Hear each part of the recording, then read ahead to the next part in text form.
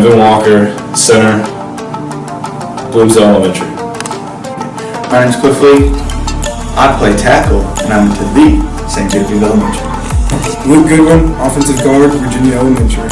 Caleb Roth, right guard, Sacred Heart. Mike Kyler, offensive tackle, St. John Elementary. Connor Lawrence, offensive line, St. Joseph Elementary. Logan Gett, quarterback, St. Joseph Elementary. Bryce Rollinger, wide receiver, Valley Catholic Elementary. Brett Beezer, wide receiver, Weingarten Reserve. Zach Boyer, running back, St. John Elementary. Seth Sievers, quarterback, St. Agnes. Peyton Matthews, wide receiver, Valley Catholic Elementary.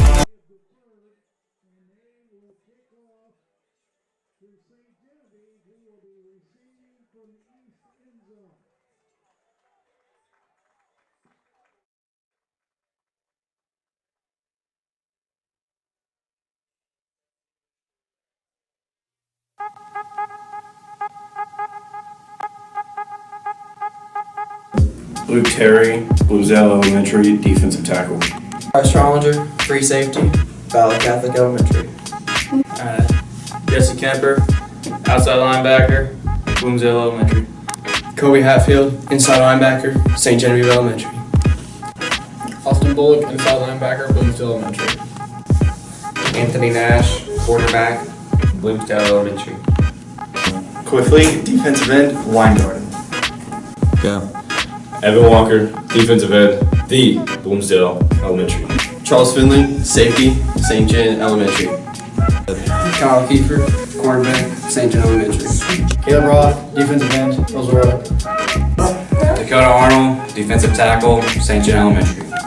Christian Hale, defensive tackle, St. John Elementary. Clint Kyler, defensive end, St. John Elementary. Come on, ladies and gentlemen, let's get on our feet here. It's time to play some football.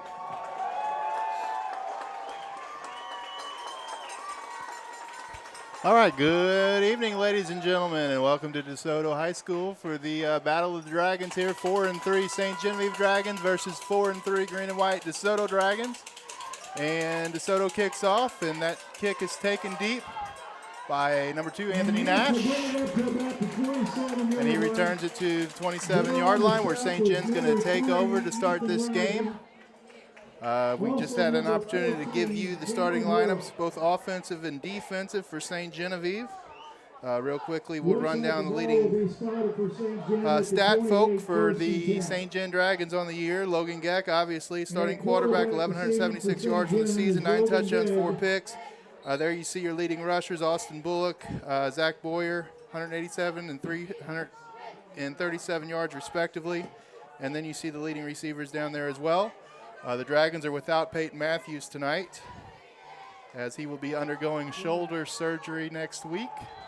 So we wish him a speedy recovery as Austin Bullock gets the first carry of the game, gets ahead for about 2 yards, as I patiently await the arrival of Molly Barr, who's working the camera, but not here yet. So I am Kyle Schweiss, and I will bring you as much of this action as we can. Jeff Nix will be joining me here in a little bit after he gets all his administrative duties taken care of. And there's a run up the middle. Good cut back there by Austin, and he gets ahead for about 17 yards, and that's going to be a first down, St. Genevieve, at the 46-yard line. Number 30, Punjani on the tackle, but it'll be a first down for St. Genevieve football up to the 47.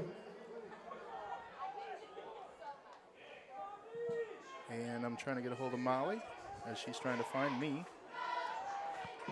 And there's the run outside, and that's going to be another first down pickup of about 12 yards there for Zach Boyer. And it will be another first down for St. Genevieve. Nice start here for St. Genevieve as they move the sticks a couple times. Look to the sideline for the play. They're trying to pick up the tempo go quick here. The football is going to be at the 42 of the Bobby Weiler, my man, was supposed to be with me tonight, but decided last minute he was going to go hunting and fishing instead. Too nice of a day for him, he said, so he's going to watch us online. So I'm a one-man wrecking crew for now. Austin Bullock ahead for another 6 yards, and that'll bring up a 2nd down and 4 for St. John. If anybody's out there, I had no way to check mics being by myself, so if you can hear me, let me know that you can hear me.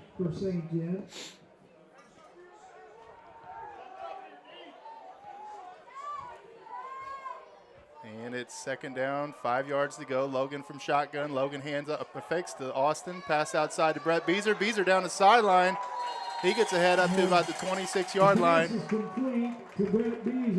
And that's another 1st down, 3rd 1st down of this drive for St. John as they're methodically moving the ball down the field. Over there, once again, was Chandler, also number 21, Kerbler.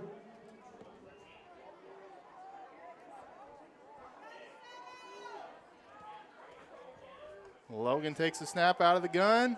He looks deep, goes to the corner of the end zone, and that is just out of the outstretched arms of Brett Beezer. And that's going to bring up a 2nd down and 10 from the 28-yard line. Hey, Abby, will you go find Molly? She said text her, find out where she is or something. She's here somewhere. She says she's not coming up here by herself. And there's a run up the middle by Logan. Logan's going to get about 7 yards on that carry. That's going to bring up a very manageable 3rd and 3. Cameron Brooks, of course, DeSoto.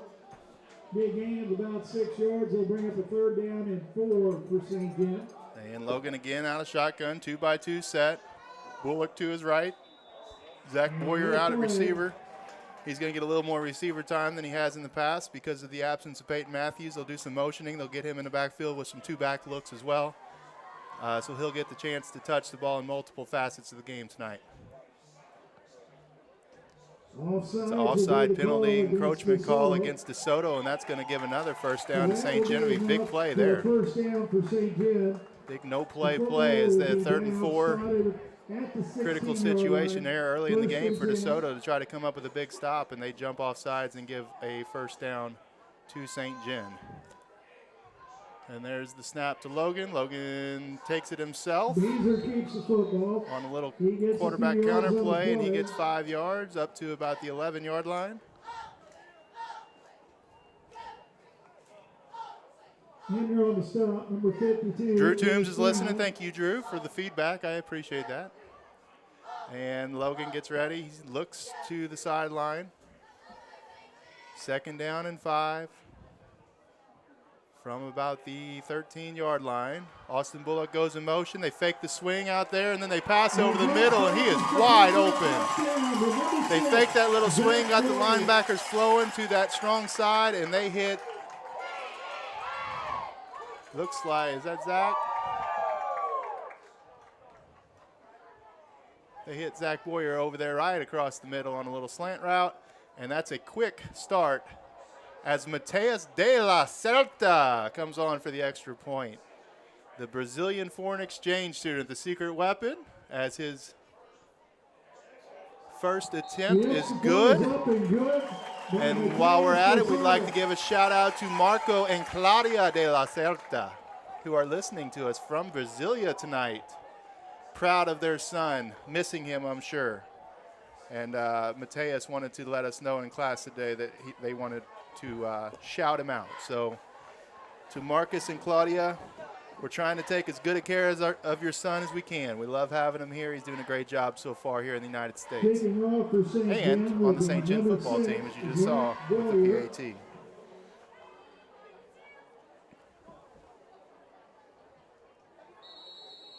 So, St. John, early lead, 7-0.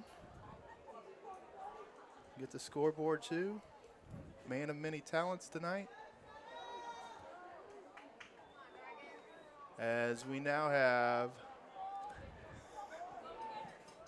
she's scared to come up by herself. And Zach's going to kick off here, and he kicks it shallow. Deep guy comes up and makes the catch at his ankles, and he cuts through the middle, Ethan and Rising he on the is return back to the 40.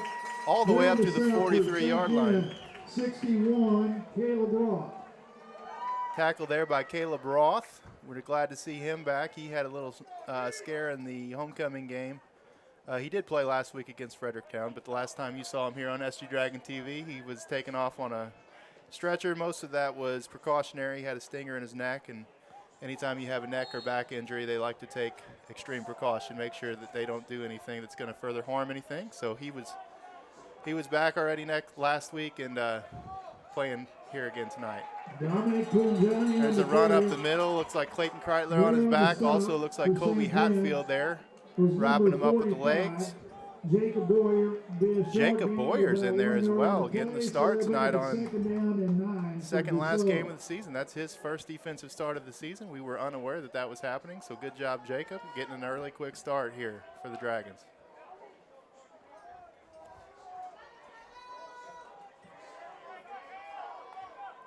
And here's the handoff up the middle again, and stopped.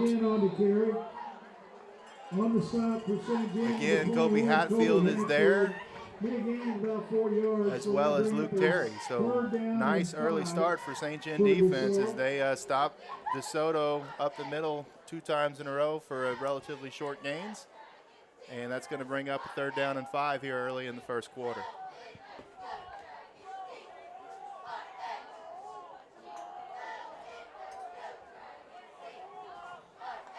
And out of the shotgun, double wing set with the running back there as they ride that outside zone play pretty hard. And the running back's going to get ahead for about 7 yards, and that's going to give them the first down.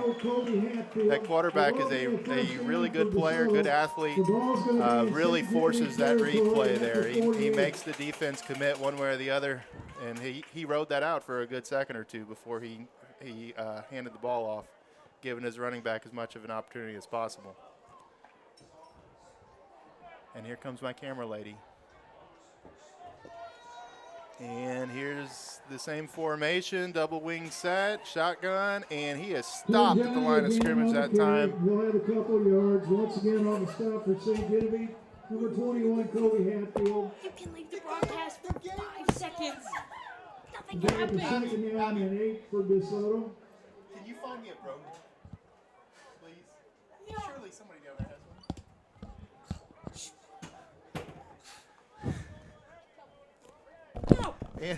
And my co-broadcaster is here, Molly Barr. Same formation here for DeSoto, and this time quarterback keeps it, and he is drugged down for a loss of 5 yards. Good play there. Clayton Kreitler, Bryce Trollinger there on the stop. I'm sorry, that was Evan Walker, 53 on the stop. And that's a big loss, and that's going to make a very difficult 3rd down conversion here for DeSoto, right at midfield at a 3rd down and 13 yards for the first down. Thank you. I do. Shout out to Abby Moore, who just gave me a program because apparently dropped mine on my way here. So DeSoto back, doubles, twin formation, and we got a running back flank to the right or to the left. Briar Fisher is the quarterback. He was just recently named the MAFC Red Division Player of the Year, as they've already given out their all-conference honors. Several all-conference members for DeSoto, as we will get you their stats here as soon as we can. It looks like we have a break. The white hat official is having some complications. So there you see DeSoto stats. Briar Fisher, 82 for 157, 1,320 yards in the season, 11 touchdowns, 4 picks. Good numbers for a high school quarterback, and we'll come back to those when we got a little more time. And Fisher now out of the shotgun. He looks to throw. He's got 2 receivers going deep. And pressure, fumble on the play, and that's going to be recovered, looks like, by DeSoto, but that's going to bring up a 3rd down and 17, or 4th down and 17, and that's going to force a DeSoto punt. Good evening, Molly Barr. Good evening, Mr. Schweiss. Glad you came and got me from the bathroom. Did you find the place all right, Molly Barr? Kinda. And there's the punt, and It is going to roll dead at about the 15-yard line, and that's going to be about a 42-yard net punt. And I don't know where I'm going with the camera. Molly Barr, that's your job. Sorry. Just got here. Just got here. I'm never going to live this one down.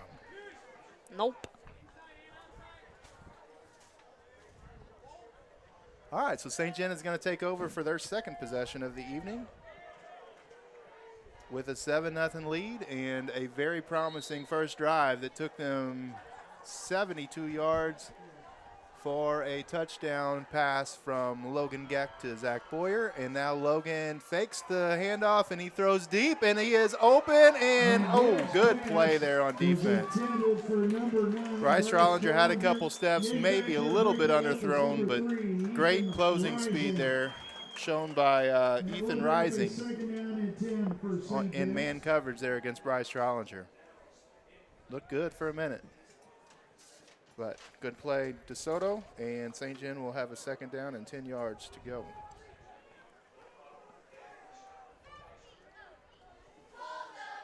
Logan looks to the sideline for the play.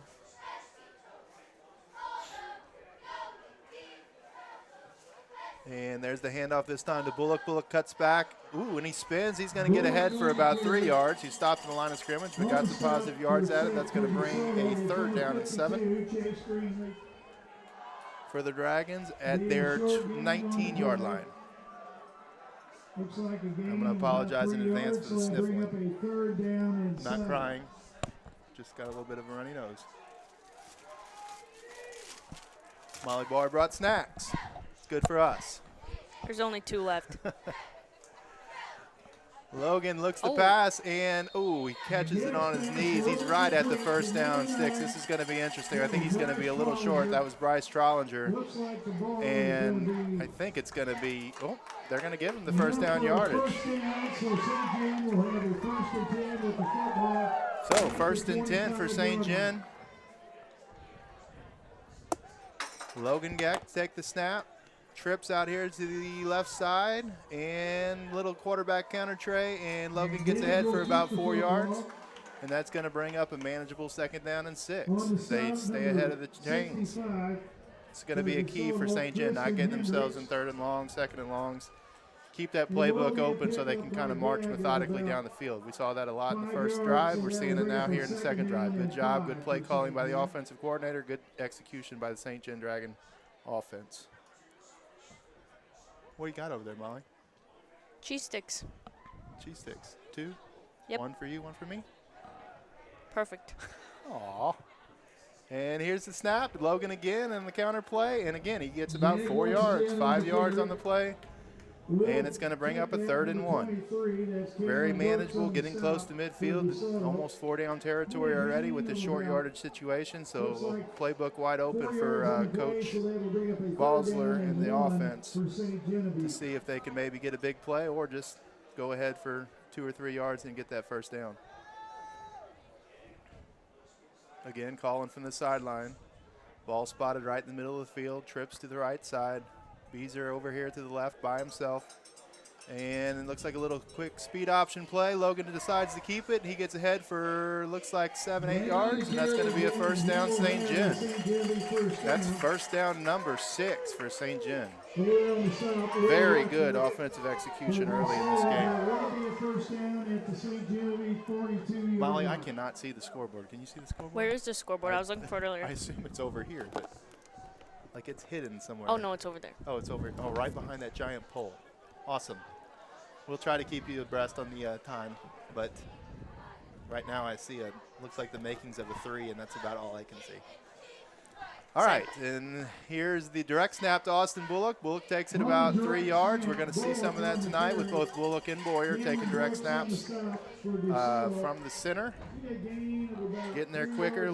That allows Logan to take a little more of a lead block responsibility. Logan's a tough kid and willing to stick his nose in there and get a block for his teammates. So they're going to take advantage of that toughness tonight and use him more as a blocker as well as a passer and a runner.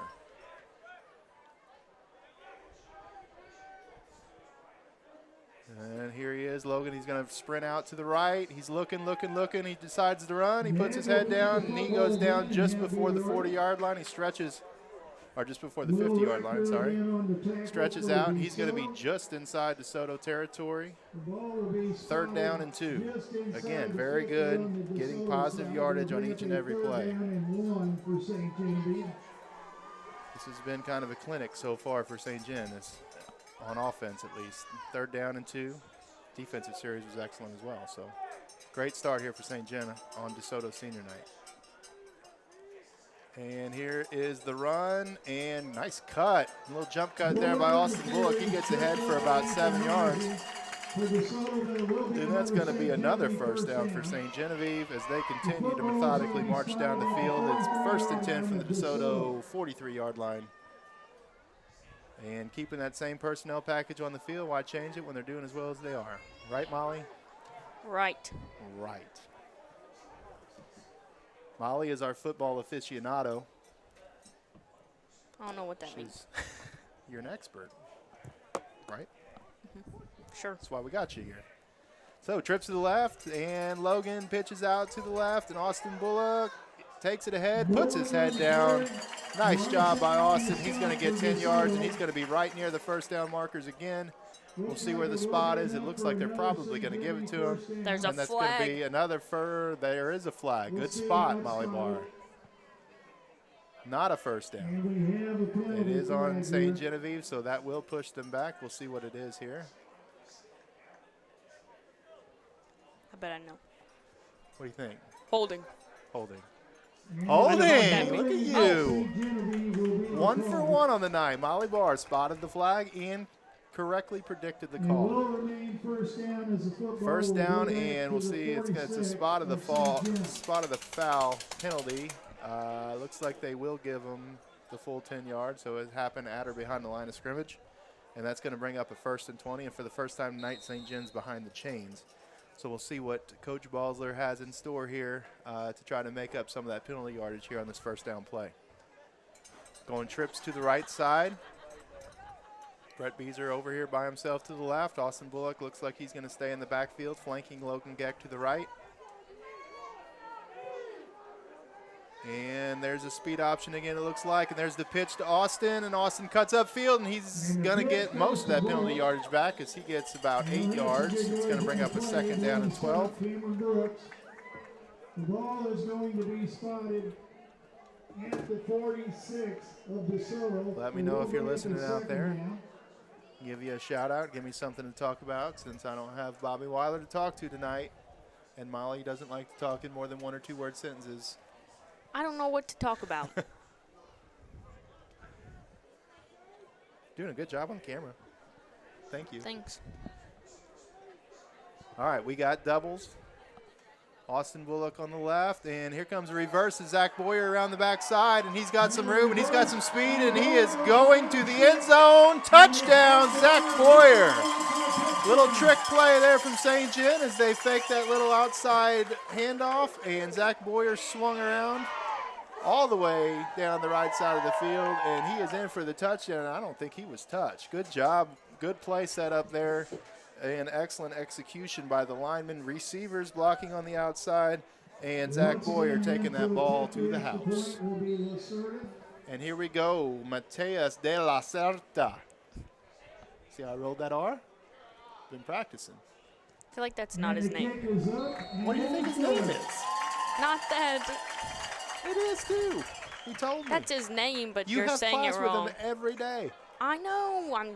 Mateus de la Certa is good for the PAT. And that makes the score 14-0 as St. Gen off to a quick start here in DeSoto. This is, without a doubt, the crispest start we've seen St. Gen get off to this year. Wouldn't you say, Molly? You've seen all the games? For sure. For sure. Lacerda will be kicking off. Look, it moves by itself. Ladies and gentlemen, It is down moving in by front itself. of you, you see 2 beautiful ladies who are selling 50-50 tickets there, and it's for Safe Prom. So it's a good cause. Please donate to that. We'll have another announcement. And Mateus is going to get the kickoff duties this time. And the kick is up, and the kick is short, but it is high, and it's also looks like it's going to be out of bounds. So not great execution there, but that's okay. He is 2 for 2 on PATs, and DeSoto will take over at the 40-yard line. Real quickly, I'll give you some of those DeSoto stats again so you kind of know what to look for here. So we got Fisher, the quarterback. We talked about him, MAFC Red Division Player of the Year. Rushing stats. Leading rusher is Dominic Pugnani, and he is number 30 for DeSoto. Briar Fisher, who's the younger brother of, Briar Fisher is also the quarterback, 144 yards, so he is a dual threat guy. Levi Fisher is the younger brother of the quarterback. He's got 259 yards and 3 touchdowns on the season, and he is number... I had this while ago written down, but I dropped all my papers. He is number 5. So number 5, their leading receiver. Number 30, their leading rusher. And then number 15, their quarterback. So those are the players that you need to look out for tonight on the DeSoto side of the field as St. John's defense tries to neutralize those young men.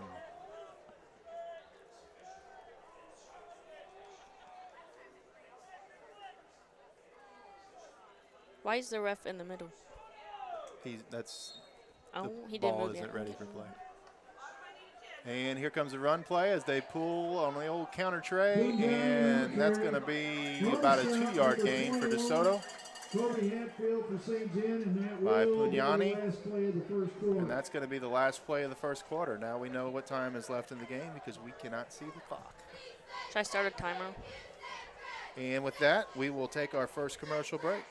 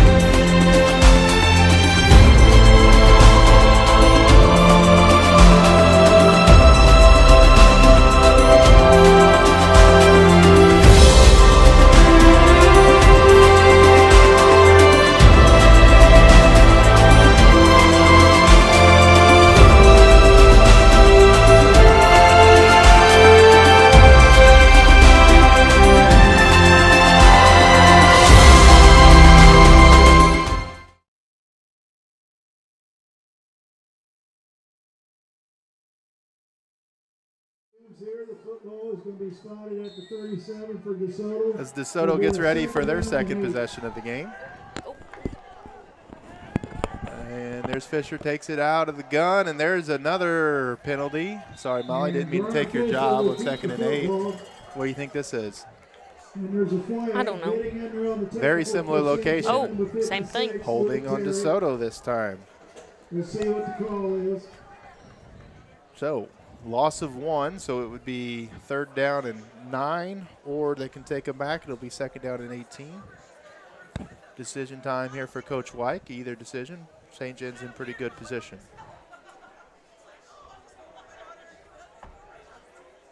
Holding will be the call against DeSoto.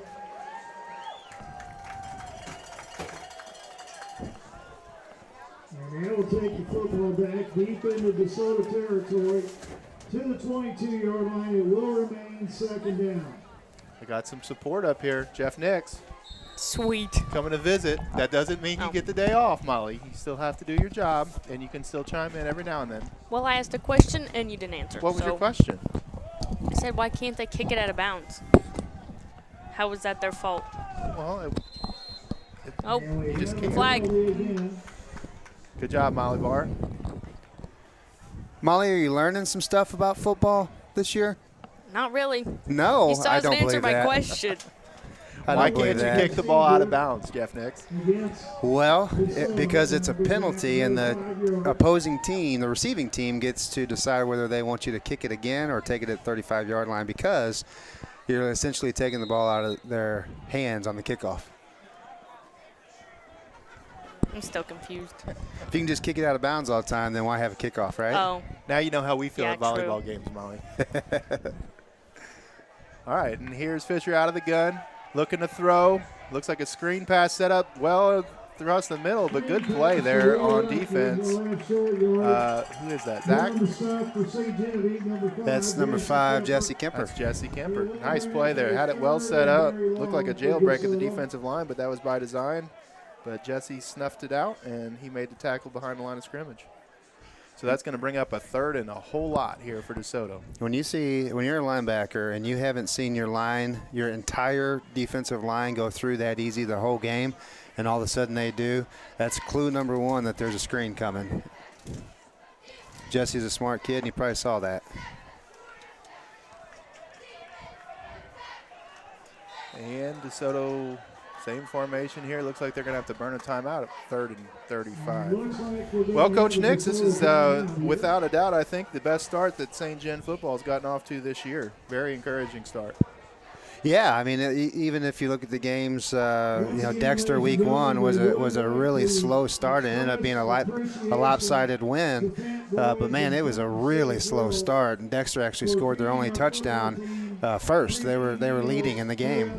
Last week at Fredericktown, again we came out, we scored right away, but then several things happened, snapping punts over heads and things like that, and fumbling right at the goal line, and we've kind of made it a habit to not have a very good first quarter, but they didn't do that tonight. Maybe in week 8, maybe they finally figured out how to play a solid first quarter and hopefully a solid second, third, and fourth. Yeah, this is the offense has looked excellent. Not one negative play minus the one holding penalty. They've kept it in front of the chains and have really looked good moving the balls and keeping the sticks going. And there's a sack by. Oh, there you go. And a flag. You can't do that. Is that Clayton? Clayton Kreitler there with the sack, came around the outside, just got the shoulder pad, wasn't a horse collar, got the underneath part of the shoulder pad and pulled Fisher down. And that was probably a loss of about 4 on the play, and they're going to get a bunch more tacked on. They'll still get a half the distance penalty here. 15-yard penalty and being on the 13 there, yeah, you got to go half the distance, which creates you think, okay, it's 4th down. They were going to punt anyway, but now they're going to back them up, and they're going to have their punter's going to be standing on the back of the end zone, which is odd for a punter to have to do that, and he gets that ball and takes a step back and steps out of bounds, and it's a safety. Molly, you know what a safety is? When they get tackled in the end zone. That a girl? You said you didn't learn anything this year. I knew that already. Oh. That's easy. Okay.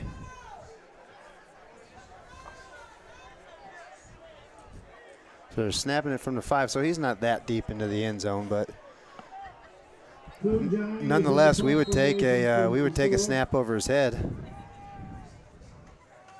Looks like we got A little pooch kick. Bryce back deep, and he takes it on a hop, and he fumbles. No. That's no good. That's the DeSoto ball. They actually get the ball 1 yard ahead of where they originally started the drive after that fumbled punt. As St. John's had some trouble this year with their punt return game. A couple muffs on the year. They're a fumble on the return. A couple times not catching the ball and allowing long rolls. That's an area of the game where you just don't have a whole lot of time to practice it. You focus on a team's offense and a team's defensive schemes, and you put so much new stuff in a week, it's hard to find time to really practice the special teams area as much as you need to. Well, and I've always said it's one of the, if not the hardest aspect of a game is to catch a punt. You're looking up in the air knowing that 11 guys are running full speed at you. Then you have to catch the ball on a punt, which is not easy to do, and then go from there. So it's tough as it is, and you almost, I'm one of those guys that I'm almost like, unless you are wide open as far as the punting team not being anywhere close to you, just let it go. And Fisher takes a snap, and he looks to throw, and there's a throw over the middle. Nice catch and throw there as he hits his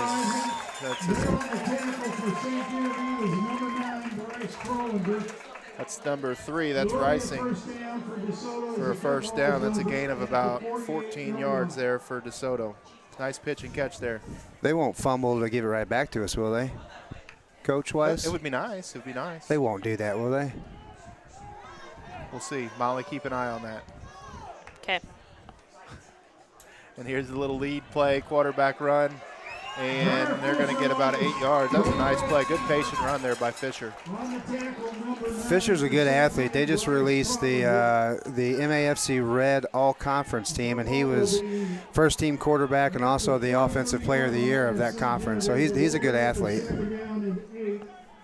Fisher was able to pick up 8 yards. So that's going to bring up a 2nd down and 2. Speaking of catch and punch, Jeff, I heard a legend one time about a guy that caught a punt behind his back. Oh, yeah? Yeah, I did. Know anything about that? No, I don't actually. Here's the run. You say that like I should know about it, but I actually don't. And there's the completion for 10 yards. And that's going to be another first down for DeSoto. I would be extremely impressed if I ever saw somebody catch a punt behind their back. You don't remember that, huh? I don't remember. You don't remember that. I have no idea what you're talking about. Man, Coach Sherry, if you're out there, you need to text Coach Nix and remind him. We got 3 to the right. And there it is! There it is! Picked it right off the ground. And it's the same kid that fumbled the ball. Bryce Strong gets the interception. And he's almost right in the exact same spot. Sorry, Coach, I didn't mean to talk over you there. That's all right. Same kid that fumbles the ball gets the interception and takes it almost back to where he fumbled it in the first place. Within 2 yards of where he was when he fumbled. That's crazy. What a coincidence. Coaches always say, "You owe me one" when a player makes a mistake, and I think he just paid his due right there. Well, that ball almost hit the ground. His fingertips literally picked that up when there may have been an inch or two between. It was like Franco Harris's immaculate reception, right? Only this was the immaculate interception. The immaculate interception. Were you alive for Franco Harris's interception? I don't believe so. I was born in '77, and I think that was early '70s. I'm not exactly sure what year that was. I know you're old, but I didn't think you were that old. No, I had to watch that as a kid years after it actually happened. Yeah, I've seen that highlight many times myself. Oh yeah. That one and the Minnesota Viking who intercepted the ball and ran it back to the wrong end zone, and his own player had to tackle him. Or growing up in the St. Louis area, the infamous Jackie Smith drop in the end zone. That was yes. That was also before my time. Oh, yes. Play that I know well. And there's a sweep around the outside to Boyer. Boyer looks to cut up the field. He gets inside the 20-yard line. And beyond my eyesight, Coach Nix, where do you end up? Boyer is deceivingly fast. When you watch him play, he doesn't look like his feet. You know, last week at Fredericktown, when you watch their number 2 run, I'm drawing a blank of his first name. I want to say Ezekiel, but that isn't it. What was his first name? The running back at Fredericktown? I don't know. Kyle is his last name. Anyway, just one of the best running backs in the area, no doubt. And when you watch him run, his feet looked extremely quick. Just a very, very fast, choppy steps, quick kid. Boyer is almost longer strides and deceivingly fast. Yeah, and he's very patient. Sets up his blocks, and then he gets a burst. And there's Austin Bullock. Speaking of setting up blocks. Oh, face mask. And he's going to be in anyway. They're going to get 15 yards added to the kickoff there, and that was a great run there by Austin Bullock as he patiently waited for that kick-out block to come. He got it. He cut it. He planted his foot, cut up inside, and in there for a 12-yard touchdown run.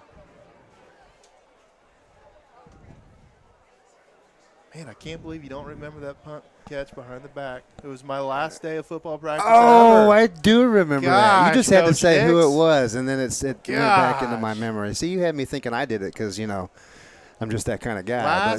Last play of the last day of football practice of my high school coaching career, and I went out there, turned around, caught the ball behind my back, neatly placed it on the field, and I said, I'm done. Well, you were the Valley punt returner back in your day. I was the Valley punt returner. Yeah, number 60, number right? 60, first number 60 to ever catch a punt, I think. I haven't seen it since, so you might have been the first and the last. I also had the bar going down the middle of my face mask. Nice. I looked like a real class act back there. I did take off my lineman gloves, though, when I went back to return punts. What the heck what just happened? DeSoto will take a timeout. What happened here? Once again, while we have some time here, They called offsetting penalties on that, and it's going to be first and 10. Unless they were both personal fouls, that should not be offsetting. If it was a holding and a 15-yard face mask, which it had to be a 15-yard face mask, that is not. I may be wrong. I'm not an official. Didn't take the test, but I am pretty sure that is not offsetting penalties. I think it's an unsportsmanlike supersedes. I don't think if it's an action play, like during the play, like a face mask, I don't think that supersedes it. But gotcha. But apparently they had 2 flags on the play. I did not see the second flag. Molly, did you see the second flag? No. I didn't either, Molly. Dang it. And that's huge. I mean, it's. Yeah, that was almost, I don't want to say ball game at this point, this early in the game, but that was 21-0 lead at this point with the way that St. John's dominated. I mean, DeSoto's going to be hanging their heads pretty low if that's the case. Yeah, and DeSoto's a team that if you're only up 2 touchdowns, they can score in a hurry, man. They've got some talented athletes. When you're up 3 touchdowns, that's a whole lot, more of a task for them to try to complete. And, man, I'm not saying it was the wrong call, but what a bummer. Yeah, I wish I would have seen what it was called. I can't hardly see on that end of the field because of the way we're situated up here in the booth. But anyway, Zach Boyer takes the handoff outside. He gets ahead for about 5 yards, 6 yards, and that's going to bring up a second down and 4 inside the 15-yard line. Oh, not a very good spot. So it's more like 2nd and 6 or 2nd and 7. Looked like he was a little bit further than that, but he did do a little dancing left and right before he went forward. So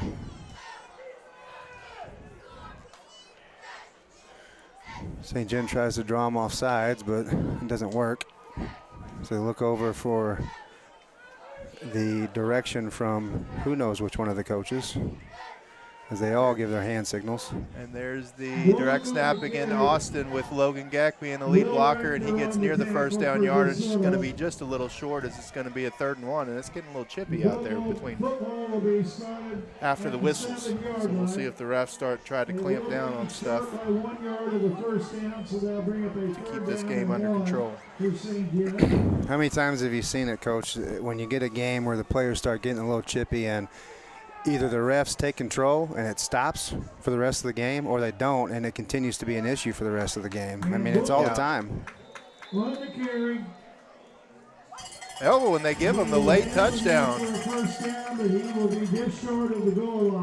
They gave him the touchdown, Austin Bullock. One ref saying he's down and the other one saying it's a touchdown. So the PA announcer is adamant that it was not a touchdown. But that ref on the opposite side is adamant that it is a touchdown. So we will see as they conference at the 1-yard line.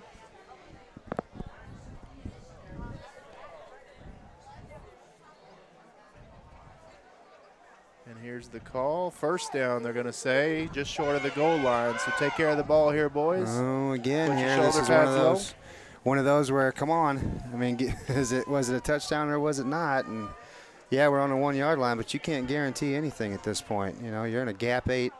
That's touchdown. There it is. He crossed there. No, they didn't give it to him. For St. Genevieve, that was Bryce Trollinger on the carry. Was it number 9, was it? Was it a quarterback sneak? They're saying it. DeSoto's saying it's their ball. Oh, boy. And now the fans are going to get into it. Here we go. Looks like they're going to keep it St. John 2nd down and short from the 1. This is where you do the old silent snap, Coach Schweiss. We used to do this on JV. Silent snap to the quarterback and just go. Yep, the only person that knows when the ball is getting snapped is the center. Yep.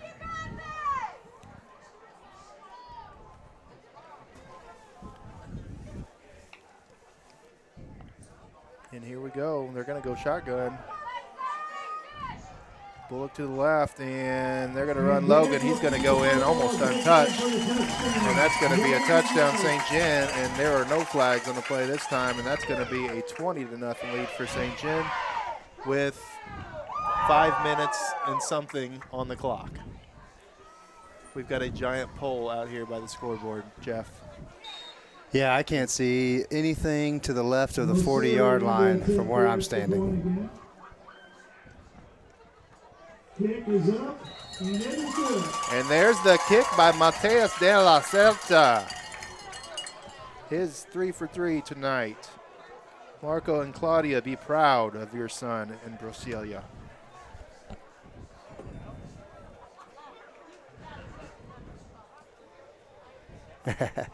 I get a text message from Coach Roth that says, was it the big 6'0" wearing blue who caught the punt behind his back? So he knew. I'm telling you, it's a legend.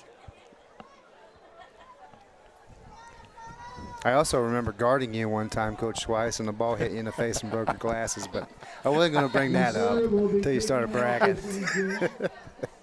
I still think you got a fingertip on it to change its direction at the last minute. Oh, how embarrassing. Well, there was only like 4 people out there, so it wasn't too bad. It was underthrown. Sherry underthrew the ball.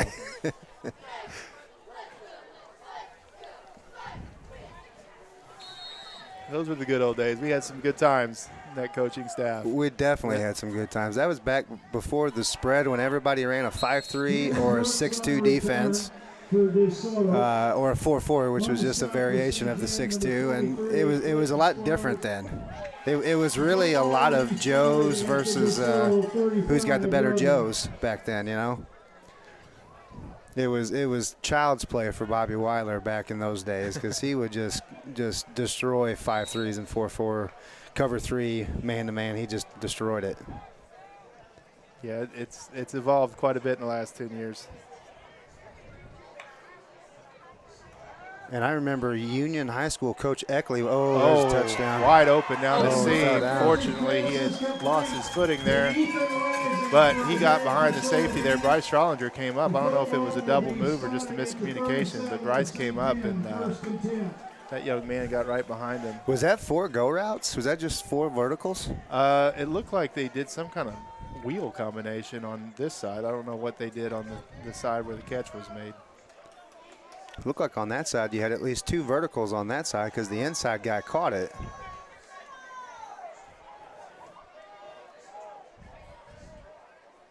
And trips to the left, Fisher up the middle, and he puts his head down, gets just past the line of scrimmage. That'll bring up a 2nd down and 9. A couple of yards on that play. Yeah, Union started that spread.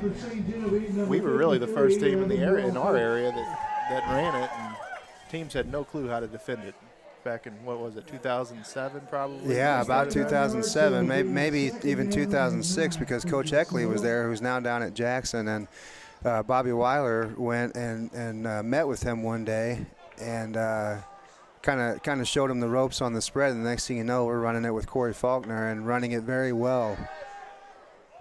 There's the pass, and that pass is dropped. And that's going to bring up a 3rd down and long from the St. John 37-yard line. So that will bring up a 3rd down and 9 for Desoto. Yeah, I joke with my brother, he coaches out at Park Hills. You know, back then we ran the spread and nobody knew how to defend it. And now, because everybody ran the power I or the I formation, the basic offensive looks, and now they run that 3-back offense, and now nobody knows how to stop that. Everything is completely changed and evolved, and it's almost flipped. Oh, and there it is again. Reesing. Bryce Trollinger comes up again, and Reesing just slipped behind him on the seam route, and he was pretty wide open there. Nice throw there by Fisher. Good catch. And that's good for a DeSoto touchdown to make the game 21-6 with the PAT to come. And that's why you have to keep those receivers in front of you and not give Fisher that big play that he's known for doing as the player of the year of the MAFC Red Conference. And there's the PAT, the 18-yard PAT that went about 19 yards by Bradley Hunt, but they all count the same. So 21-7 game, and we'll give you a quick commercial break. In 1963, Fleeg's Equipment was founded as a family-owned and operated business in St. Genevieve, where it remains to this day, selling exceptional equipment such as Case IH, Hustler Turf, Vermeer, Cub Cadet, Massey, and many more, helping with all your family and lawn needs. Service from the time you enter the door or pick up the phone is taken to heart. At Fleek's Farm Equipment, we ask that you let our family Serve your family. go Dragons.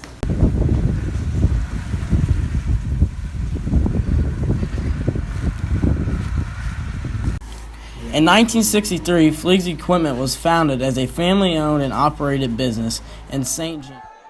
With the way that we're pushing the ball here, do you onside kick if you're DeSoto? I mean, why not? Yeah, you don't have much to lose. They've already shown they don't want to kick deep either, so you're already giving up field position. But they decide to kick it deep anyway, and they squib it down to about the 10-yard line. And that is Clayton Squires on the return. He gets out to about the 37-yard line, about 22 yards on the return. So nice job there by Clayton as St. Gen offense takes over at their own 37. Coach Weiss, when we ran that spread offense and we were playing conference games, that might have been the strongest our conference has been in my 19 years, with Park Hills with Tony Martin. You had Potosi, who was just massive. I mean, every one of their guys was shredded. Fredericktown had Lewandowski at quarterback and were very talented. Potosi had Brandon Casey at that time. They did, and they were just. I mean, all of those teams were very good football teams. And unfortunate for them, we were just a little bit better that year, and we were averaging 40 some odd points a game offensively. Yeah, we beat Potosi that year 69-49. We did. Crazy.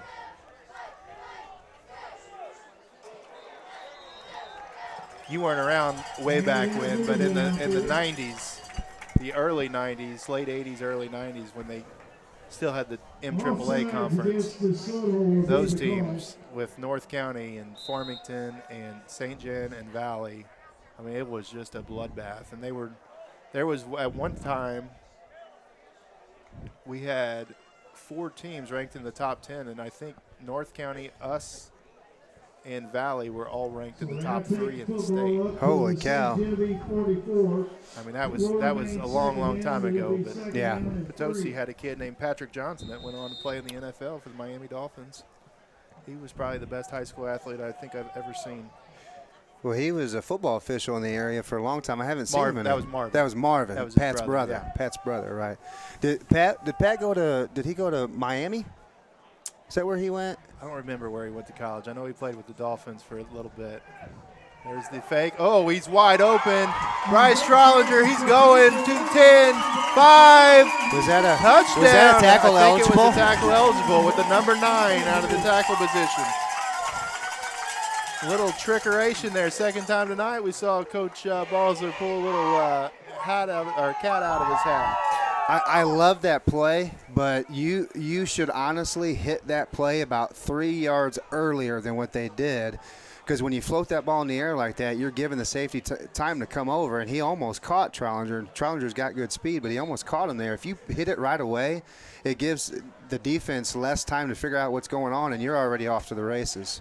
Good play, but hit that a little bit earlier, and there's nobody close to him if he hits him a little bit earlier. And there's another PAT by Mateus, and he is now 4 for 4.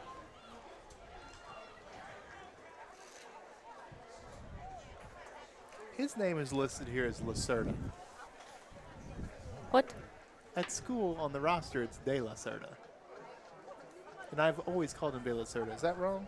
Or am I calling him by the wrong name? I've known it as Lacerda. Lacerda. Really? He told you don't say that. Oh, no. Marco and Claudia, I apologize. He told you in class that you don't. Oh my God. I swear it says it on the. Do Marco and Claudia watch from? They do. Dude, that's awesome. They subscribed That could be our first ever out of country viewers from Brasilia, Brazil. We are happy to have them here on every Friday night. He's a fun kid to be around, I can tell you that. I'm not around him a whole lot, but the times I've been around him, he's fun. Seems to be really happy and having a good time here. And he has definitely helped us out with some extra points this year. And he's in good hands with Miss Turner. Yeah, she's fantastic. She's a great teacher and just a great person. And like you said, he's in great hands in that household. Football will be spotted at the Desoto 28. So Desoto takes over here from their own 29-yard line. Down 28-7. Let me get that score updated for you. As it looks like we got 3 minutes and something left in the first half. There's the pass. Again, nice pass. There's a flag.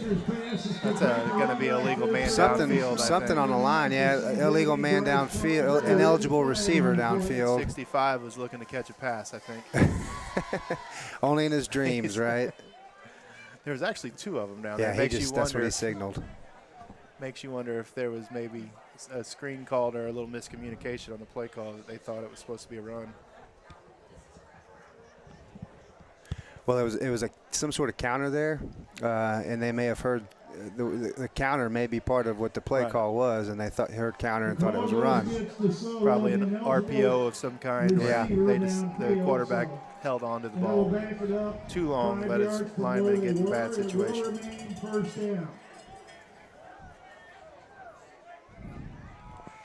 Their center, I believe it's their center, Landon Porter, is a really good wrestler. He's got, from what I was told, he's got 3 colleges that are interested in him, and he hasn't gotten a state championship yet, but he's placed, I believe, all 3 years of high school so far, and placed in the top 4, I believe. So he's and that's heavyweight division. That's the big boys. He's a heck of a wrestler. I'll tell you what, they are big up front. They got a lot of size. They always are. They're always much bigger than us up front. Their program doesn't have heights or weights, but yeah, they got some big kids up there. Be spotted at the 23. I don't know if that's because they're, almost twice our size as a school. I don't know why, but their linemen are always much bigger than ours. Their backs always seem to be much bigger than ours. I mean, you look at their quarterback, their running back, they're big. Good coverage there, way to knock the ball out. Yeah, nice play there. That's Chuck Finley on that play. He will bring up a 3rd down for Desoto. Really broke on that ball and got there right as the ball got there. Did you say that was Chuck Finley there? It was. Chuck. My man, Chuck. Attaboy, Chuck. Second coolest Chuck ever made, behind Chuck Norris. That's a very good point, Coach Schweiss. Molly, do you know who Chuck Norris is? Yes. Walker, Texas Ranger. Hey, good job. Molly's just impressing me left and right tonight. She knows what a safety is. She knows who Chuck Norris is. What's next? There's that screen and ooh, nice play coming from the defensive end position. That's Clayton Kreitler. That's a fantastic read. Okay. Now they're going to punt to us.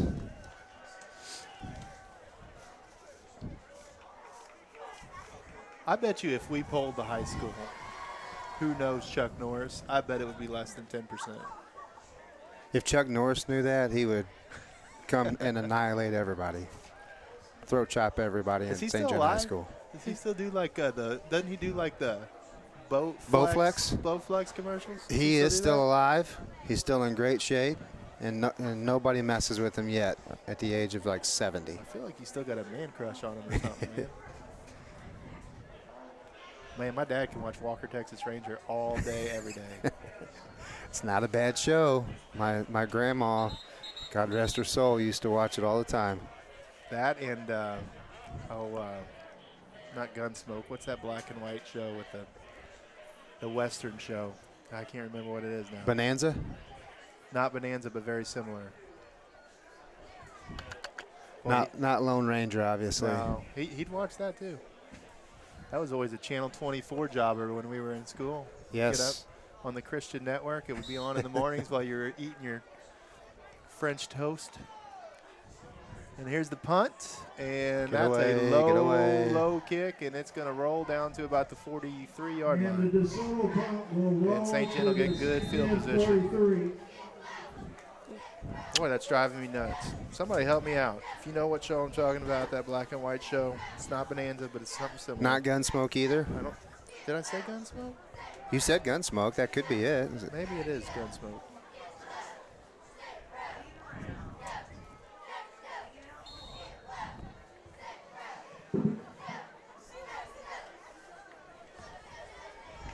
All right, so St. John takes over here. Logan Geck out of the gun. We got a wing on the right side and Austin Bullock in the backfield, and Logan fakes to Austin, and he runs up the middle, and he gets stuffed. Nice play there. That's your boy right there that you were just talking about. That's Landon Porter, just pile drive Logan. Showing off those wrestling moves. Got a text message from Bobby Weiler, said that hey, there's a big pass down the middle to Zach Moore. Zach is tackled all the way down to the 20-yard line.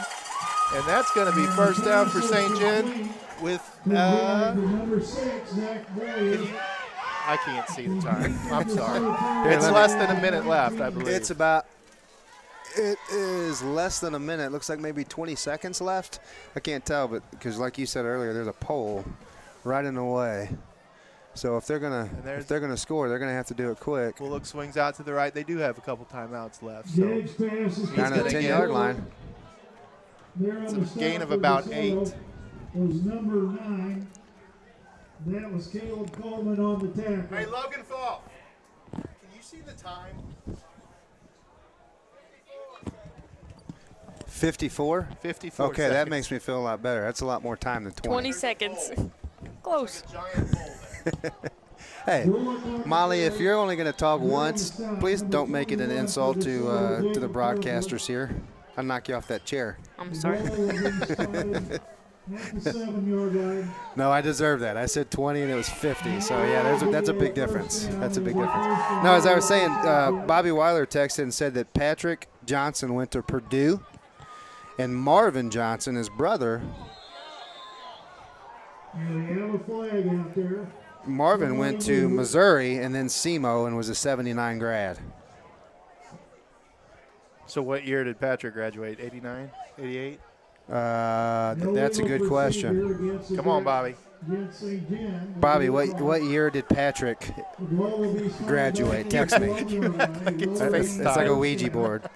If you can tell me what year he graduated, text my phone. No, we appreciate Weiler sharing that information with us. Yeah, it'd be better if he'd share it from the booth because he was supposed to be here helping me tonight.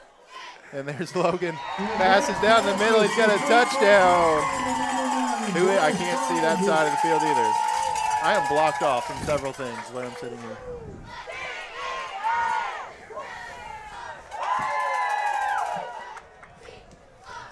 In for the extra point, Lacerda. And Lacerda's in for the extra point. Mateus Lacerda. I said it right this time. And he's looking to make it a 35-7 game if this is good, and it is. Nice job, Mateus. He slow played that one a little bit. Like maybe Logan didn't get the ball set in time. He almost slow-legged it through, but it did the job regardless. Like you said, it doesn't have to be perfect 30 yards in the air and right down the middle. It just has to go between those crossbars and over the one that's horizontal to the field. Bobby Weiler says he's thinking 89 is when Patrick graduated. Yep, that was some good football back in those days. Boy, it was a bloodbath. That was when St. Vincent and Perryville were also in the MAAA. Marissa and Julia step into the booth, and they're celebrating their big win over Jackson last night, which was a great time to do it on senior night. And I was at a middle school football game watching on my phone on our YouTube broadcast, and it was awesome. At one point in that second set, we were up 16-6, and it was awesome. So congratulations to them and the rest of the volleyball team on a fantastic win last night, and hopefully that slingshots them into the conference and district tournaments. And they nod their head yes and leave the booth. Hey, thanks for the hot chocolate, girls. Appreciate you. Yeah, that was exciting to see them play well as they did on senior night. They've had a tough year in a lot of different aspects, but they're finally all healthy at the same time. And like you said, timing couldn't be better as far as that goes with conference tournament coming up next week. Well, I remember a few years ago we weren't struggling as much as we have this year, but we were struggling. We weren't winning games that we should win, and we played Valley Catholic and lost to them, but played really, really well. And that slingshotted us into the rest of the season winning a district championship. And it's funny because this year when we played Valley, although we lost to them, we played them 23-25 and 29-27 and played them really well. So could history be repeating itself? I sure hope so. That'd be nice. Yeah, they play at Arcadia Valley. We'll talk a little bit about that in the second half as the game goes on. Talk a little bit about cross country as well.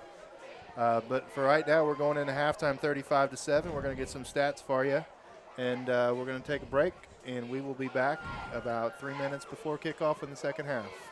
You're watching SG Dragon TV.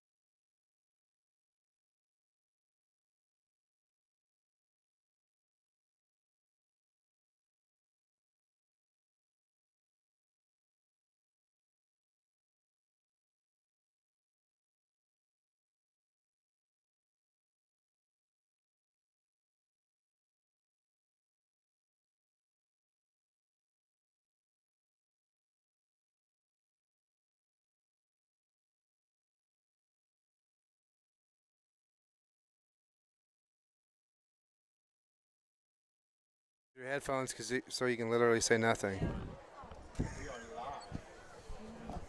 That was kind of mean. I was just getting you back for the 20-second, 50-second thing earlier. And we are back.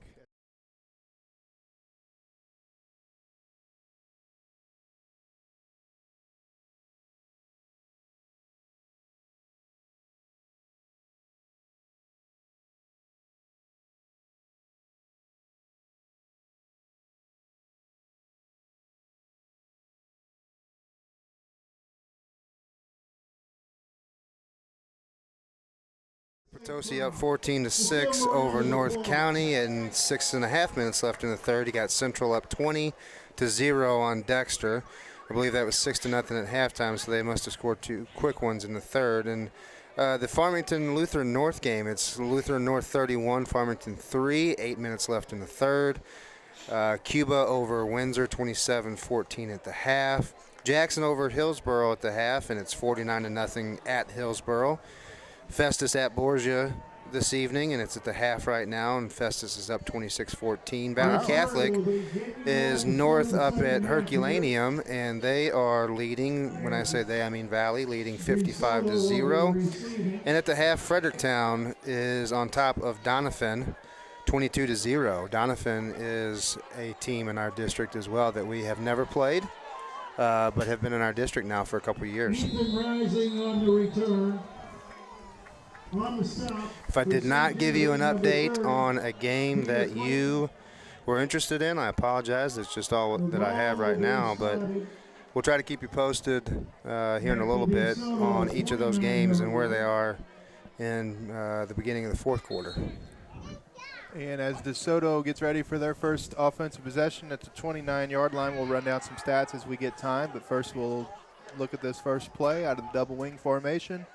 They give to the running back, and he lowers his head, and he trucked someone. Well, that's interesting there. They come out in that offense because, well, first of all, it's completely different than what they were doing in the first half. But if they do that the entire game and you're down 4 touchdowns, this is an offense that eats the clock away.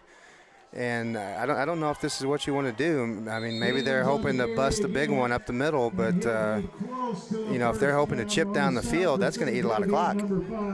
Yeah, and maybe they're just sending a message to their offense to get them kind of off their snide a little bit, because they haven't got a whole lot going on the ground. They had 2 big passing plays over the top, but haven't had a lot of success on the ground, and they're really coming at you now. I think they just ran the same play literally 3 times in a row. And they've had success. First down, and there they get 4 yards. So they are running quick, doing a little muddle huddle type deal here.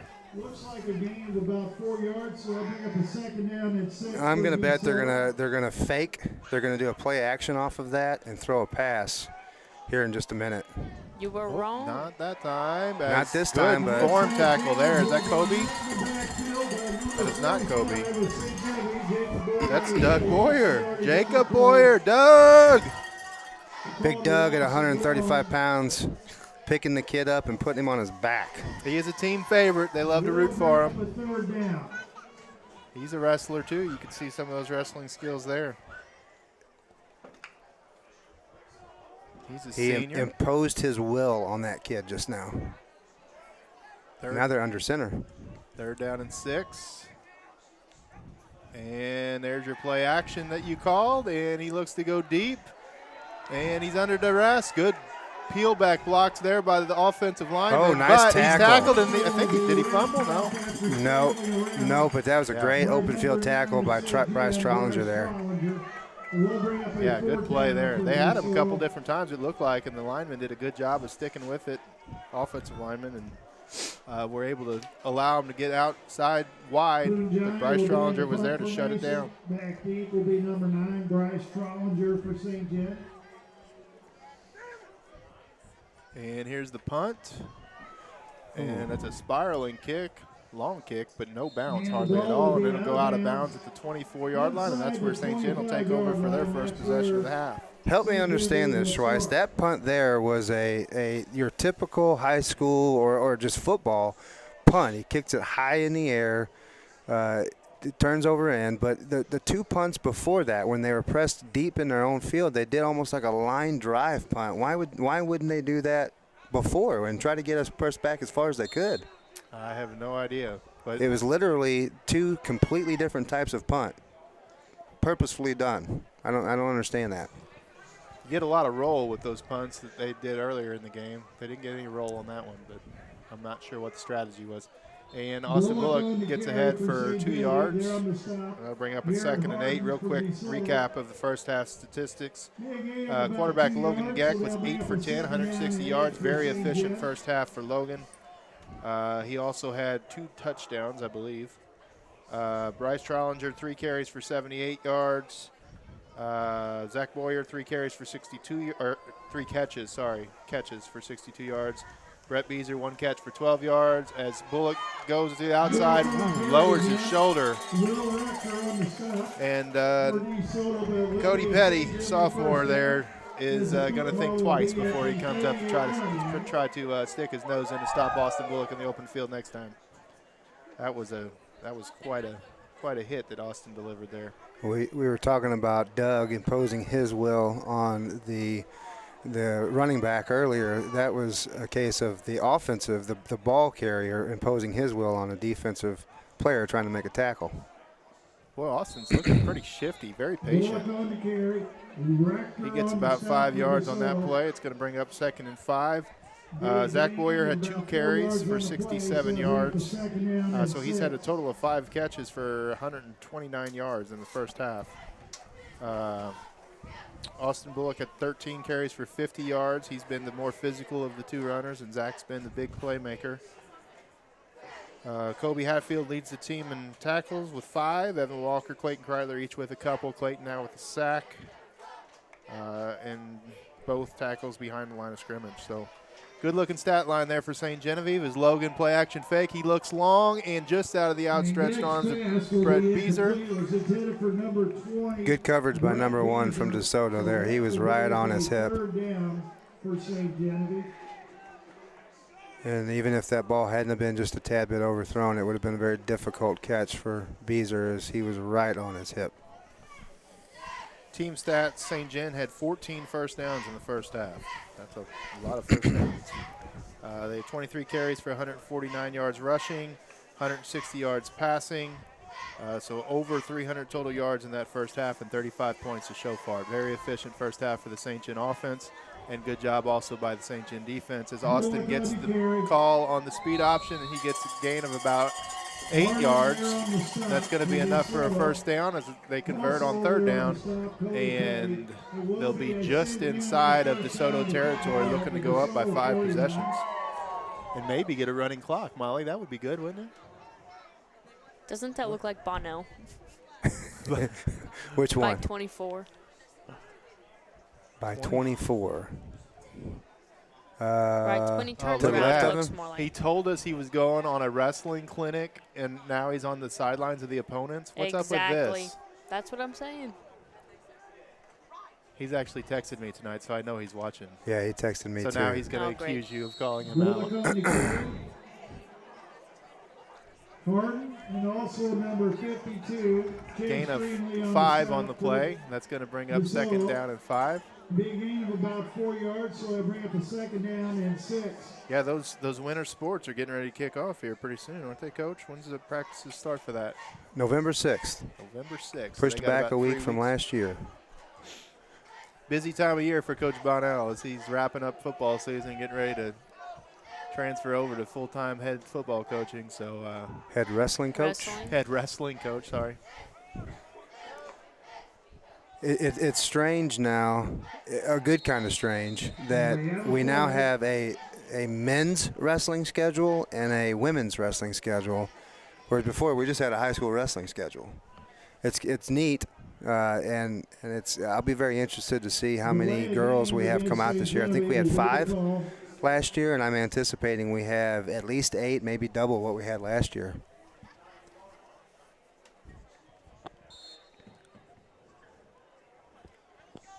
Coming off of a 3rd place state finish with those girls. Yeah, that was an exciting inaugural season for those girls.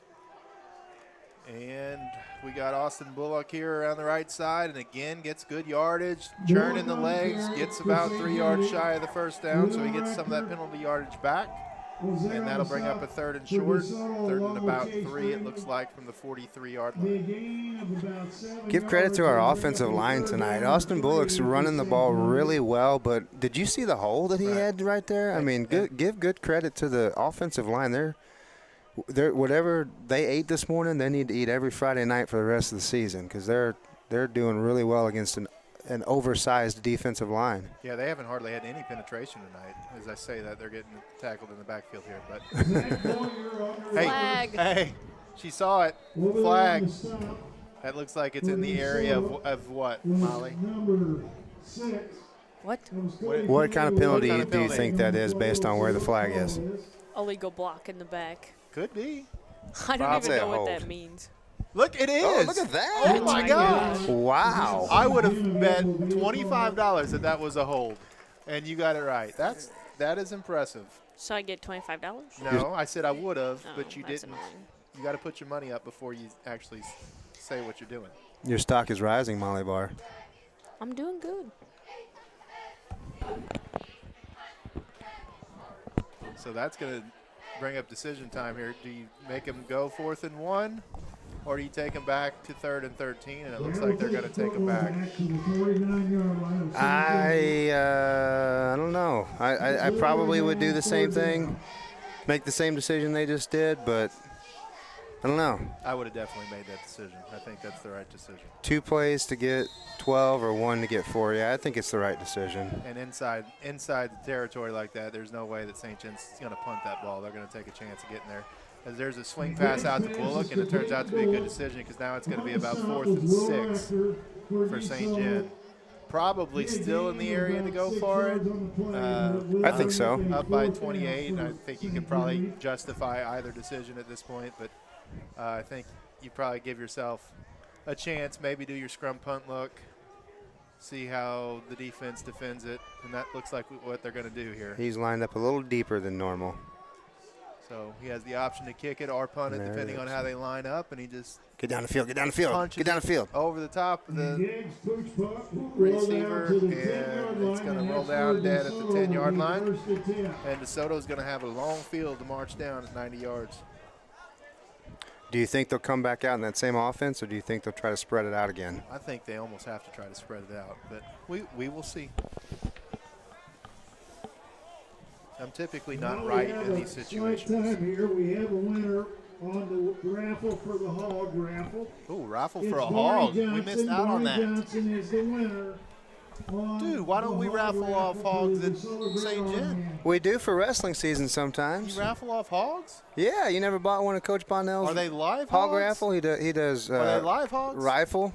Huh? Are they live hogs or are they hogs? No. Like, you get to. They're meat. They're meat.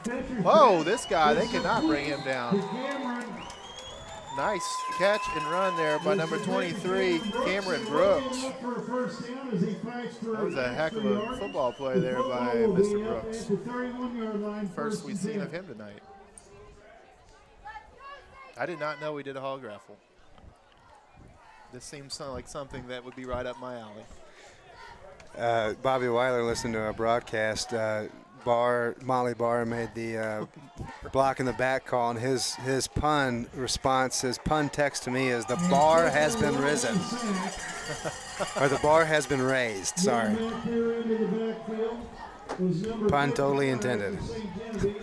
Dad joke city up here for Molly Barr tonight. She's heard some good ones. I saw her laugh.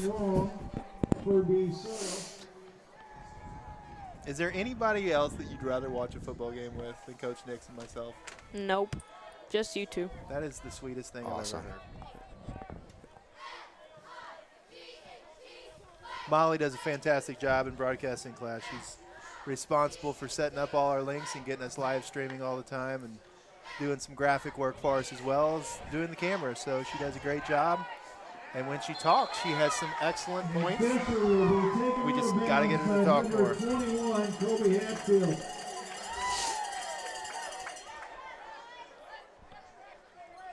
Nice play there by Kobe on the outside, shutting that play down behind the line of scrimmage. That will bring up a third down for DeSoto as the ball is on their It's going to own bring up 22. third down and 20. Maybe this is why they weren't going spread, Coach Nix. Maybe. This time they got trips out to the right side, twins to the left, no back set. They give a little pump fake out to the left, and Johnson's on the run, and that is incomplete. Sorry, Fisher. And that's going to bring up a 4th and 20, looking for Brooks again on that play. And that's going to force DeSoto to have to punt in a 4-possession game late in the third quarter. Looks like about 3 minutes and some odd seconds left in the third quarter. Let's see what kind of punt he does here. It's a big, long punt. Big, there. long over the top, end over end. And Trollinger's content after fumbling earlier on the punt return to just let it bounce and come to rest. And good kick there. Gets about, we'll call it 34 yards on the punt. And that'll bring up 1st and 10 from the 42-yard line for St. Genevieve. 56 is down here. That's the Landon Palmer kid, I think. He's down here on the sideline with his helmet off. I hope for their sake and for his sake with his senior year that he's not injured. But, man, he's one of their offensive and defensive linemen, and he's standing on the sideline right now. Like I said, the only player with his helmet off. And there's a snap to Logan. He hands off the middle again to Austin Bullock, breaks through, and he's turning and pushing the pile. He's going to get about 4 yards. Big gain of about 2 yards. Uh-oh. Oh, is that Austin Bullock? It is. Looks like he's holding his ankle. Don't want to speculate. We're going to go to a commercial break real quick as we try to figure out a little bit maybe what's going on. So thank you to Potential for sponsoring us again this year on SG Dragon TV. Potential is a proud supporter of all of our athletes and athletic programs. We hope that you don't have to come see us throughout your season, but understand that when you do, it is our job to get you back on the field or court as soon as possible.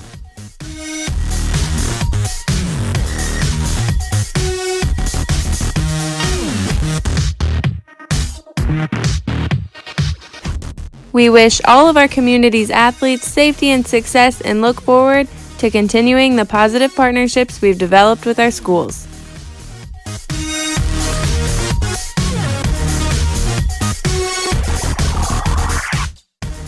Good luck and good health to all of our athletes tonight and going forward.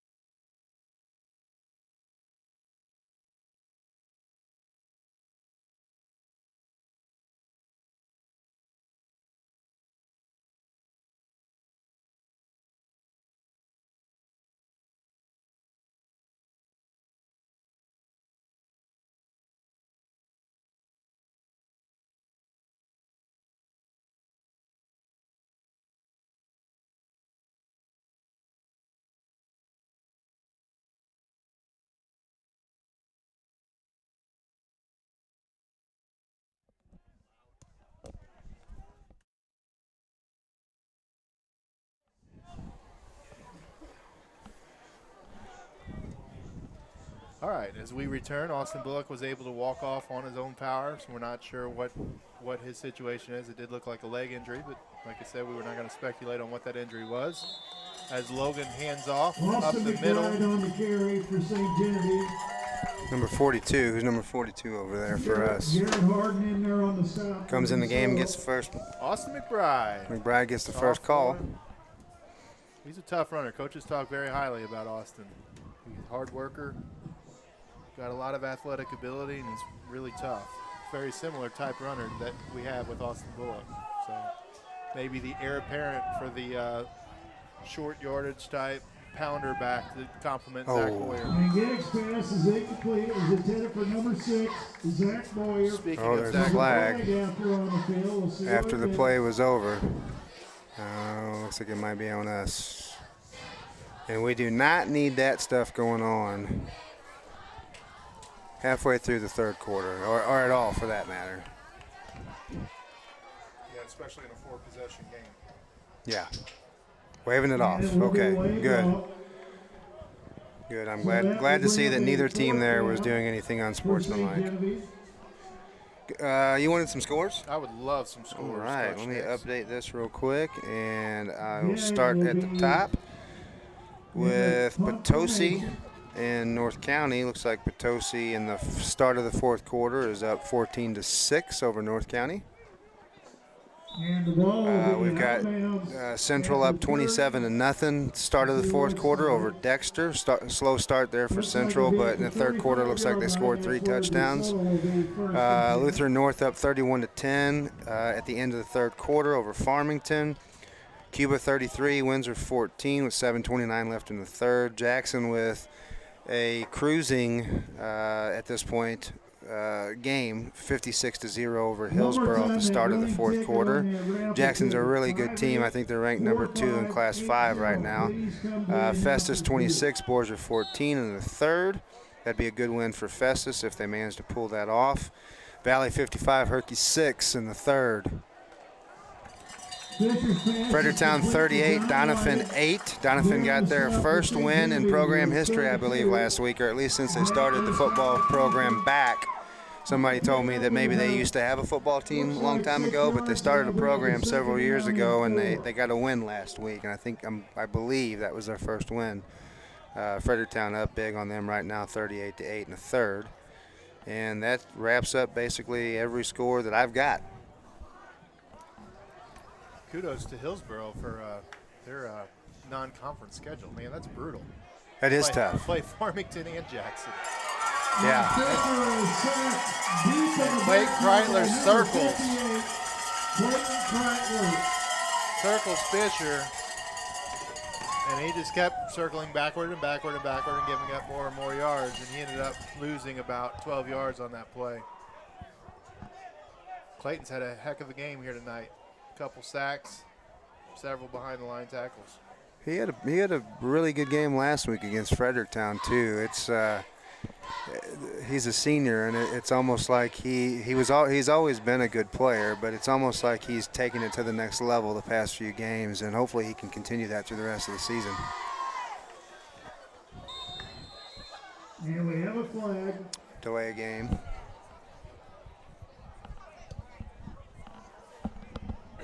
Delay a game against Desoto will be the call.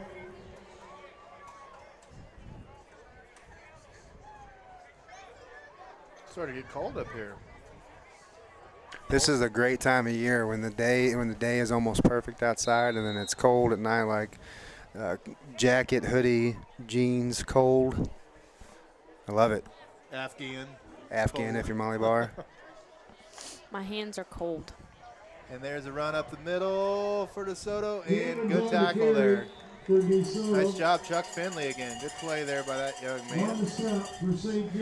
That's an interesting call if you're DeSoto. They're 3rd and 20, and they do a between the tackles handoff and get 5 or 6 yards on it. That's an interesting call. And I mean, yeah, the defense is expecting you to pass it, but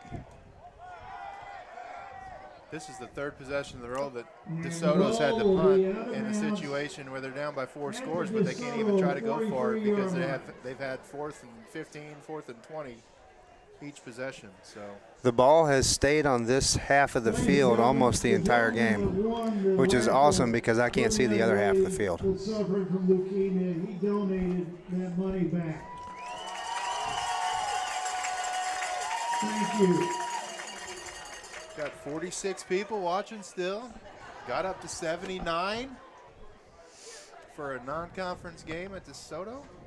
That's pretty good. The other ones must have assumed or got bored with They the heard I game. was doing the camera. They were disappointed Molly wasn't talking more. They were tired of listening to me and Coach Schweiss. Oh, and there's the little fake. Oh, Oh, wow, gosh, wow, that wow, could wow. have Will been be the last play. Wow, tried a of the little third screen quarter. pass off that reverse. We have a score of And St. Genevieve that 35, DeSoto player had it DeSoto snuffed out. 7. It's probably a good thing Bryce didn't catch it, but he almost handed it right to DeSoto for a touchdown. If Bryce would have caught it, he would have got swallowed for a loss. So that'll bring us to the end of the fourth quarter. Third quarter. Thank you, Molly Barr. And with that, we will bring you another ad.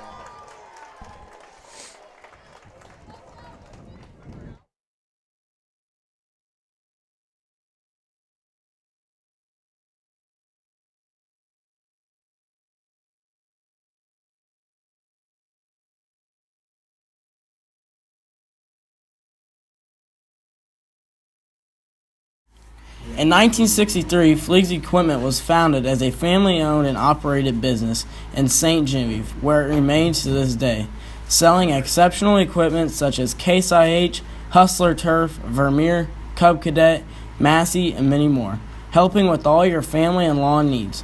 Service from the time you enter the door or pick up the phone is taken to heart. At Fleeg's Farm Equipment, we ask that you let our family Serve your family. go Dragons.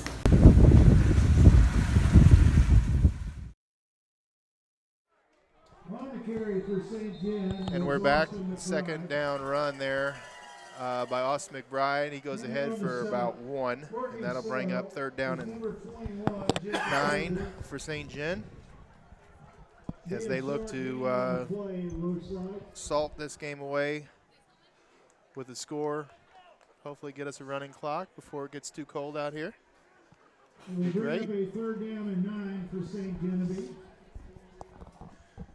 Next week we got senior night, Coach Weiss. Next week, senior night. Brentwood's coming to town. They're 4-3 on the season. They play a unique schedule, so good read by Logan Geck there. Not a lot of score comparisons to be able to really tell what's going on with them. They play all teams from up in the St. Charles, St. Louis area. I think they had Confluence Prep tonight. It's hard telling if they even played that game. Yeah, they played Red Bud, Illinois last week, and who knows how, what Red Bud is. Right. They may be really good. They may not be. It's, like you said, it's tough to look at their schedule. They play Orchard Farm. Like you said, Confluence Prep, Principia. Logan teams Geck that we're back very to pass, unfamiliar and with. he gets swallowed there. By Chase Greenley and DeSoto. And there's your guy that you were talking. Oh no, it's not. It's 52. Chase Greenley there, big defensive tackle, makes that play. Boy, he's a big boy. And DeSoto's going to take it over on downs, trailing by a score of 35-7 from their own 43-yard line.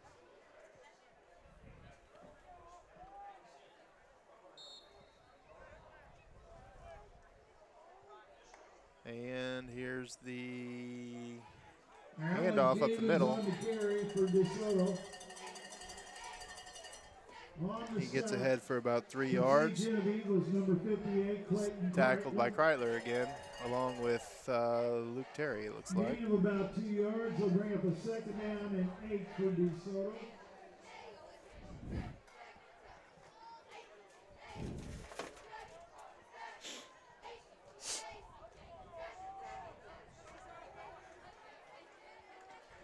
Out of the shotgun. Twins on each side, and quarterback steps up, and he's going to run, and he eludes a couple tacklers, and he's going to get past the first down marker down to the 45-yard line. That's a nice run there by their star quarterback, Briar Fisher. Gets up a little slow there. But he seems to be okay, which is good. Yeah, these are the types of games in this situation late. You really don't want to put your quarterback at risk of injury on either team. No. You want to. It's okay to keep them in the game, but you want to limit the amount of hits they take. They take so many throughout the course of the game. you never know which one's going to be the one that gets them down on the turf. So those competitors, though, they don't see it that way. They're gonna run the ball, regardless of the score, the time, any of that. If they're a competitor, they're not thinking the same thing the coach is about. I don't want to get my quarterback hurt. They're just thinking score. Right, and that wasn't a designed run. No. Fisher just took off on his own. He saw some space, got some yardage, got the first down. So that pass falls incomplete as he scrambled around, looked deep for a receiver, unable to connect, and now it's going to be 2nd down and 10.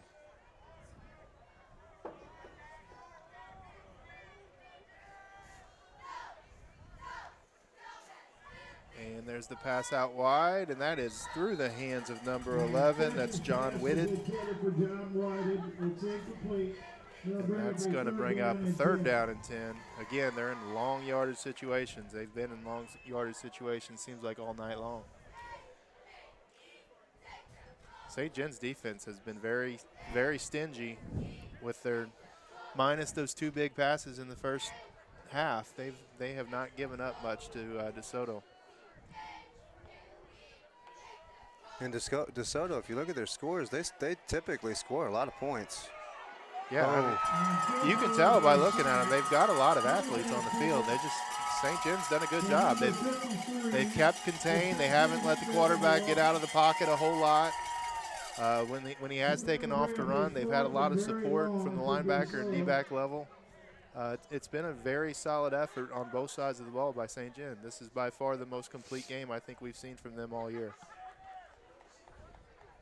In DeSoto's 4-3. They play in that large school conference. Those teams aren't nobody's gangbusters there, but those They've got a good couple of physical, good wins. competitive teams. They've got a couple of good wins. They beat Festus by a few touchdowns, and their 4 wins aren't against little schools. That was a good ball there by Fisher. That was intended for his little brother, and he was unable to make the catch, but that was a well-thrown ball. And St. John's going to take over on downs, and while we have a minute, Fleeg's Farm Equipment has been nice enough this year to sponsor a player of the game from all of our broadcasts, and we've got to get caught up on that. So we're going to give out 2 players of the game to our cross-country runners. 2 of them received all-conference honors this past weekend at Potosi, I believe, was the race. That's correct. Yep. And that was Mason Gegg and Devin St. Clair. Mason Gegg and Devin St. Clair. So they're going to get a Fleeg's Farm Equipment Player of the Game T-shirt. Last week we handed out one as Logan goes on the right side. And the speed option keeps the ball, gets about 5 yards. Last week we gave one to Cammie Grass on the girls golf team. They had their district competition. And this week the Player of the Game T-shirt's going to go to Etta Heller, who I believe shot 108 maybe, 110, something like that in the district championship. I had the pleasure of being up at that match, or that tournament, watched the girls golf and swing it a little bit, and that group of girls has really improved over the course of this year.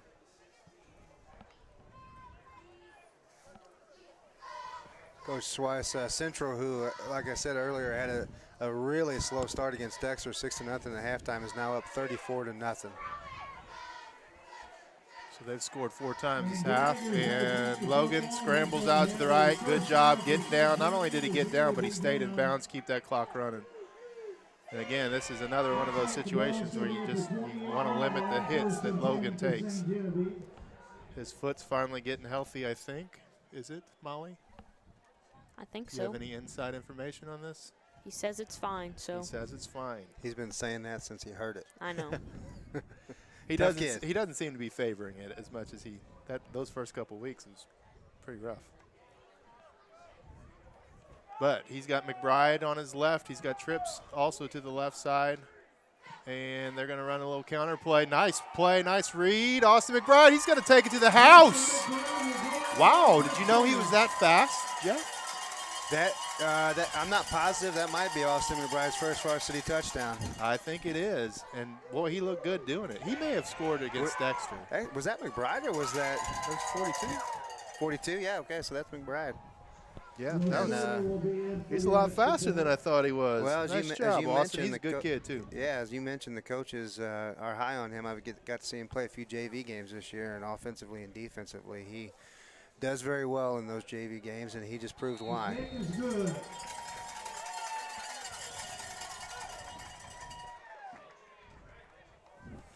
And Mateus adds the extra point, and that's going to make it 42-7, and that's the magic number, as that will mean that as long as DeSoto stays off the scoreboard, that clock will run, minus changes of possessions and timeouts. So the rest of this game should go rather quickly. And you have to believe, unless you have the biggest comeback in St. John High School history on the wrong side, that this game is over at this point.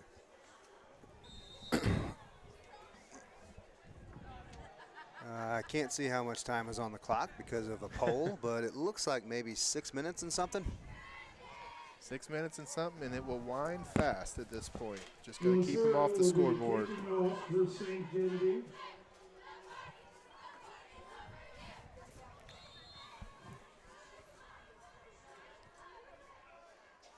And Lacerda kicks off down to the 15-yard line. It's taken there by DeSoto. And that is Fisher, the younger Fisher, taking it. And he breaks a couple tackles. He gets out to the 40-yard line.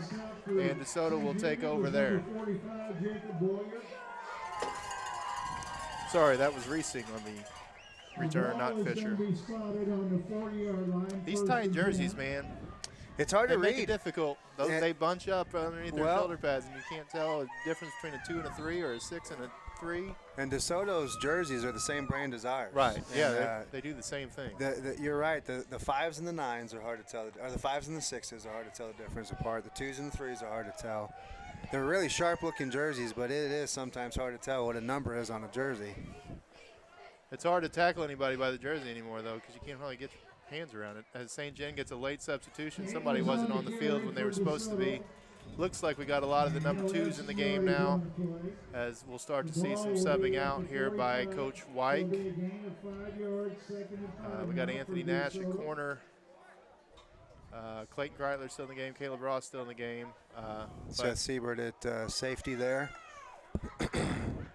And there's a run up the middle, and he's going to be tackled just shy of the first down yard to gain, or line to gain, and that's going to bring up third down and short. Looks like about 2. Just a little over 3 yards, close to 4 yards, so we'll call it a third down and 1 for DeSoto. Just looking ahead to the district playoff coming up. St. John looks to be pretty solidly locked into the 3 spot.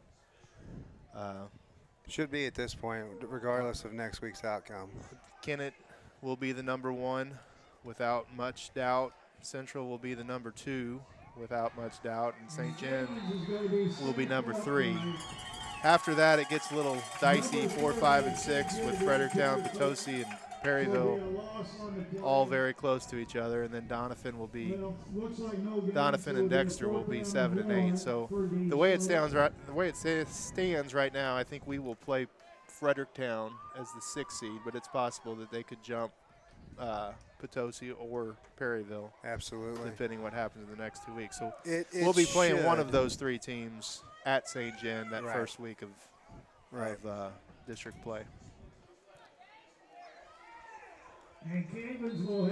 And all 3 of those teams we did beat this year, but Perryville game was 1 possession game, Potosi game 1 possession game, and Fredericktown I think was 8 points too, if I'm not mistaken. So all of them pretty close games. So it's been a very competitive conference this year across the board. I think this is the first year I can remember where all 5 teams on any given week had a legitimate chance of winning regardless of who they were playing. That MAFC White Conference is one of my favorite conferences, if not my favorite, and that's no disrespect to the SEMO Wrestling Conference or the MAAA Conference, but when you want to talk about parity and size of schools, the MAFC White is a really good conference with schools who are close to each other in size and ability year in and year out. Like you said, Fredericktown, who who has only won one game and going to be two after tonight, they've only lost by 1 or 2 touchdowns in just about every conference game they've played. They've just come up on the short end of the stick, and their record doesn't show how close those games were. Yeah, they played, I believe, every team in the conference within 8 or 10 points, I believe. I believe so. So, I mean, it's been kind of a dogfight this year. Hands on the carry again. Nobody has stood out.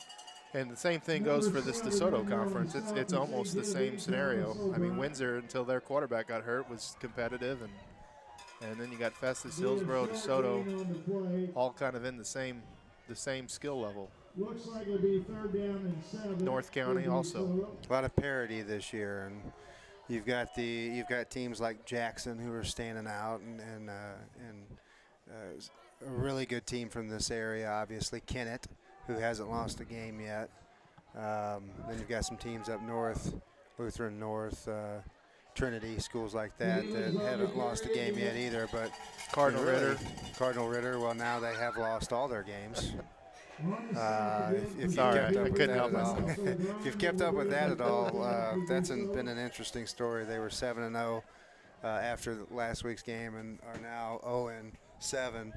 And will not play any more games this season based on a decision from the Archdiocese.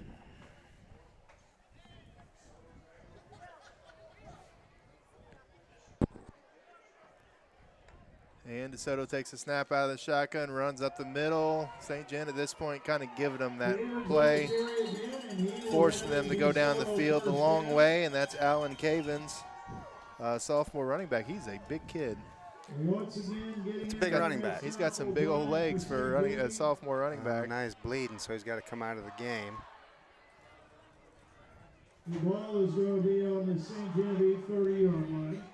And DeSoto will have the ball at the 30-yard line, 1st and 10.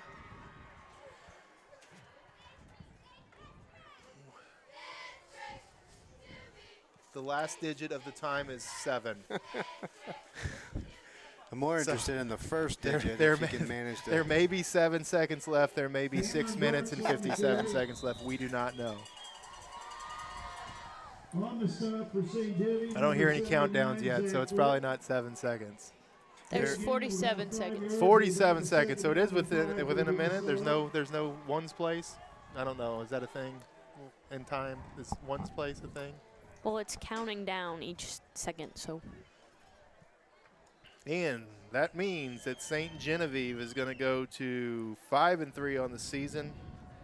You know, a lot of people were down on them early in the season, and they have really shown them that we knew their schedule was tough, but they've seemed to be getting better each and every week, and they're hitting their peak at the right time. And next week they'll go home for senior night, and some of these seniors will get a chance to go out with a victory, 6-3. They'll have another home game after that for district, but the last scheduled home game is a big deal for those seniors and the senior parents.